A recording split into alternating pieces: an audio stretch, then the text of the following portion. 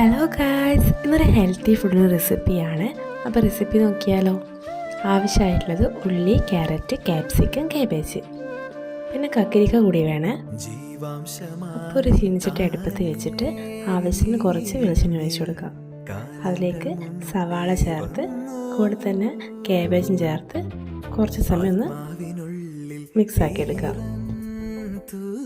അത് ചേർത്തതിന് ശേഷം ഇതിലേക്ക് ക്യാരറ്റും ക്യാപ്സിക്കവും ചേർത്തൊന്ന് മിക്സാക്കാം.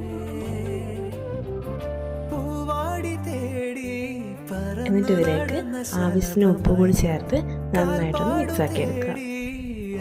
ഈ ഉപ്പ് കുറച്ച് മാത്രമേ ചേർക്കുന്നുള്ളൂ, കാരണം ഇതിലേക്ക് സോയാ സോസ് ഞാൻ ചേർക്കുന്നുണ്ട്. അപ്പോൾ ഉപ്പ് ചിലപ്പോൾ അധികമായി പോലെ പേടിച്ചിട്ട് അത്രേ ചേർത്തിട്ടുള്ളൂ. നമുക്ക് കക്കരിക്ക ചേർത്ത് കൊടുക്കാം. പിന്നെ കുറച്ച് സോയാ സോസ് നന്നായി മിക്സ് ആക്കിയിട്ട് ഒന്ന് അടച്ച് വെക്കാം. അധികം ഓവറായിട്ട് കുക്കാവേണ്ട ആവശ്യമില്ല കേട്ടോ. അപ്പോൾ ഞാൻ ചപ്പാത്തി ചുട്ട് വെച്ചതിലേക്ക് ഞാൻ തന്നെ തയ്യാറാക്കിയ ഡ്രസ്സിങ് ആണ്.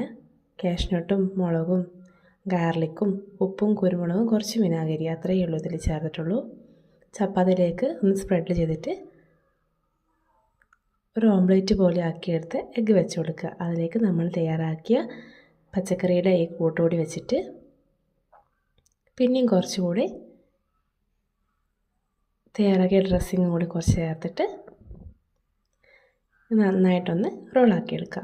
അതുപോലെ ഞാൻ 4 ചപ്പാത്തി എടുത്തിട്ടുണ്ട്, അതൊക്കെ റോളാക്കി എടുക്കാം കേട്ടോ.